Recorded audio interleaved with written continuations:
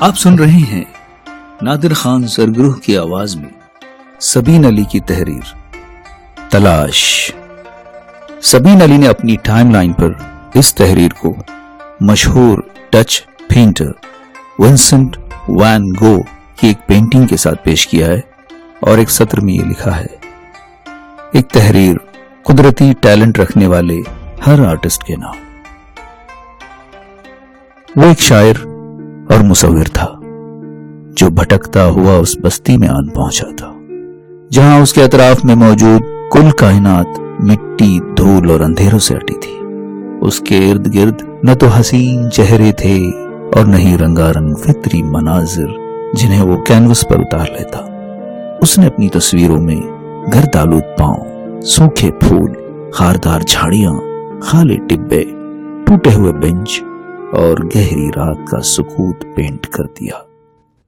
اپنے شعروں میں کھوٹے سکھوں، جانوروں، کالے بدشکل اور محروم انسانوں کے قصیدے لکھ ڈالے۔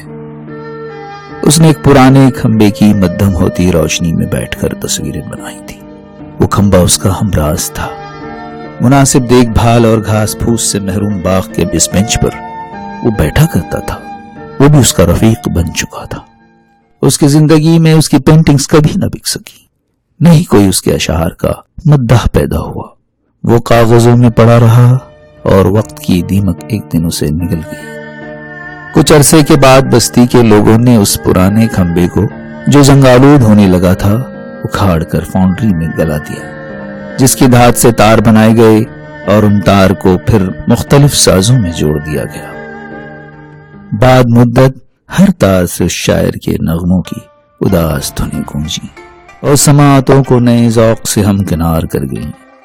باغ میں پڑے لکڑی کے پرانے بینچ پر پرندوں کی ٹولیاں آ کر بیٹھنے لگیں اور اس کی تصویروں کو نئی معنویت عطا کرنے لگیں۔ لوگ یہ سب منظر دیکھتے حیران ہوتے رہے۔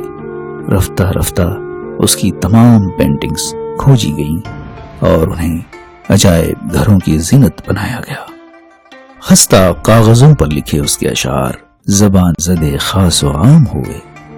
کینوس کے قطعات پر بنے مناظر ایک دوسرے کو کئی سوال یا نشان لیے تکتے اور کاغذوں میں لکھے الفاظ آپس میں چیمیگوئیاں کرنے لگے کہ آخر لوگوں کو اس فنکار کے مرنے کے بعد ان کاغذ کے ٹکڑوں اور کینوس کے قطعات میں کس شے کی تلاش ہے؟ شاید آرٹسٹ کی موت کی۔